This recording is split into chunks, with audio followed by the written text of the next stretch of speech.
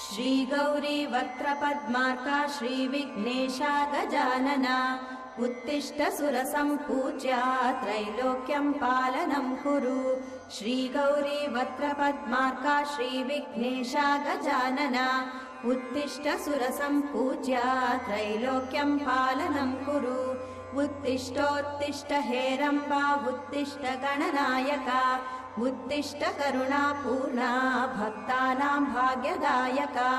उत्तिष्ठोत्तिष्ठ हेरम्बा उत्तिष्ठ गणनायका उत्तिष्ठ करुणापूर्णा भक्तानां भाग्यदायका।